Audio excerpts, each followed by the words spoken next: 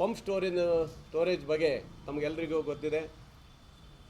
ಭಾಳ ಹೋರಾಟಗಳು ಭಾಳಷ್ಟು ಜನ ಸ್ವಾಮೀಜಿಯವರು ಮಾಡಿದ್ದಾರೆ. ಭಾಳಷ್ಟು ಜನ ಹೋರಾಟ ಸುದ್ದಿ ಸಮಾಚಾರಗಳು ಬರ್ತಾನೇ ಇದೆ.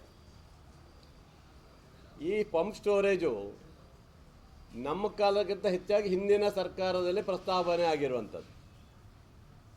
ಇದು ಇವತ್ತು ಇಡೀ ರಾಜ್ಯದ ಗಮನ ಸೆಳೆದಿರುವಂಥ ಪಂಪ್ ಸ್ಟೋರೇಜಲ್ಲಿ ಇವತ್ತು ಭಾಳ ಜನರಿಗೆ ಇದ್ರ ಬಗ್ಗೆ ಮಾಹಿತಿಗಳು ತಪ್ಪು ಹೇಳ್ತಾ ಇದ್ದಾರೆ. ನೋಡಿ, ಹೋರಾಟ ಮಾಡಲಿಕ್ಕೆ ಶಿವಮೊಗ್ಗ ಜಿಲ್ಲೆ ಇದು ಹೋರಾಟದ ನೆಲೆ. ಇದಕ್ಕೆ ರೈತರು ಮಾಡ್ಬೋದು, ಸ್ವಾಮೀಜಿಯವರು ಮಾಡ್ಬೋದು, ಸಾರ್ವಜನಿಕರು ಮಾಡ್ಬೋದು, ಎಲ್ಲರೂ ಮಾಡಲಿಕ್ಕೆ ಹಕ್ಕಿದೆ. ನಾನು ಯಾವುದೇ ಅಭ್ಯಂತರ ಇಲ್ಲ ನಮಗೆ. ಆದರೆ ಈ ಯೋಜನೆಯಿಂದ ಏನಾಗುತ್ತೆ ಅನ್ನೋದನ್ನ ಒಬ್ಬರು ಸರಿಯಾದ ಉತ್ತರವನ್ನು ಕೊಡ್ತಾ ಇಲ್ಲ.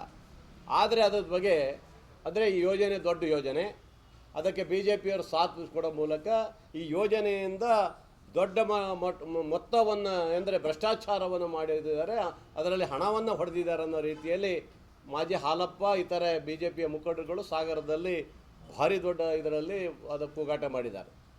ಅಂದರೆ ಯಾವುದಾದ್ರು ಯೋಜನೆ ತರುವಂಥದ್ದು BJPಯರದು ಹಣ ಹೊಡೆಯೋ ಕಾರ್ಯಕ್ರಮನೇ ಇರಬೇಕಂತ ನನಗೆ ಅನಿಸುತ್ತೆ. ಅಂದರೆ ಹಿಂದೆ ತಂದಿರುವಂಥ ಅವರ ಅವಧಿಯಲ್ಲಿ ಯಡಿಯೂರಪ್ಪನವರು ಇವತ್ತು ಸಾವಿರಾರು ಕೋಟಿಯನ್ನು ಏನು ಇವತ್ತು ಶಿಕಾರಿಪುರಕ್ಕೆ ಮತ್ತು ಇತ್ತು ಹಾಕಿದ್ದಾರೆ, ಇವೆಲ್ಲ ಏನಾದ್ರು ಅವರು ದುಡ್ಡು ಹೊಡೆಯೋಕೆ ತಂದಿರೋದಾ ಅಲ್ವಾ? ಅಭಿವೃದ್ಧಿಗಲ್ಲ ಅಂತ ಕಾಣ್ತೈತೆ. ಬಹುಶಃ ನಾಚಿಕೆ ಆಗಬೇಕು ಅವರಿಗೆಲ್ಲ. ಹಾಗಾದರೆ ಸಿಗಂದೂರು ಸೇತುವೆಗೆ ಇವ್ರು ಎಷ್ಟು ದುಡ್ಡು ಹೊಡೆದ್ರೂ ಗೊತ್ತಿಲ್ಲ. ಹಂಗಾದರೆ ಇವರೆಲ್ಲ ದುಡ್ಡು ಹೊಡೆದಿದ್ದಾರಾ? ಸಿಕ್ಕಾಪಟ್ಟೆ ದುಡ್ಡು ಹೊಡೆದಿರ್ಬೇಕೇನೋ. ನಾವು ಯಾವ ಥರ ಹೇಳಿದ್ವಿ, ಯಾವ ಥರ ಸುಮ್ಮನೆ ಹಾಗಾಗಿ ಇವೆಲ್ಲ ಅವರ ಯೋಚನೆಗಳು ಗೊತ್ತಾಗುತ್ತೆ. ಇವೆಲ್ಲ ಅಂದರೆ ತಾವು ಮಾಡಿದ್ದೇ ಇರಬೇಕು ಬಹುಶಃ, ಅದರಿಂದ ಅವ್ರ ಅನುಭವ ಇರಬೇಕು, ದುಡ್ಡು ಹೊಡೆಯೋ ಅನುಭವ ಇರಬೇಕು, ಅದಕ್ಕೆ ಹೇಳ್ತಾರೆ ಅಂತ ಕಾಣ್ತದೆ. ನಮಗೆ ಅನಿಸಿದ್ದು ಈ ಯೋಜನೆ ಇಡೀ ದೇಶದ ಎರಡನೇ ಅತಿ ದೊಡ್ಡ ಯೋಜನೆ.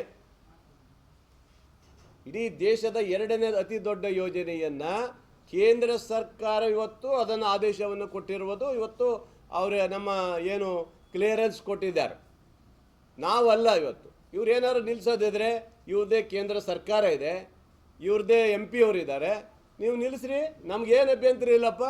ನಾವೇನು ಅದಕ್ಕೆ ನಮ್ಮ ಸರ್ಕಾರ ಏನೋ ಒಂದು ಯೋಜನೆ ತರೋದಷ್ಟೇ ನಮ್ಮದು. ನೀವು ನಿಲ್ಲಿಸಿದರೆ ನಮ್ಮದೇನು ಅಭ್ಯಂತರ ಇಲ್ಲ, ನಿಲ್ಲಿಸ್ರಿ ನೀವು.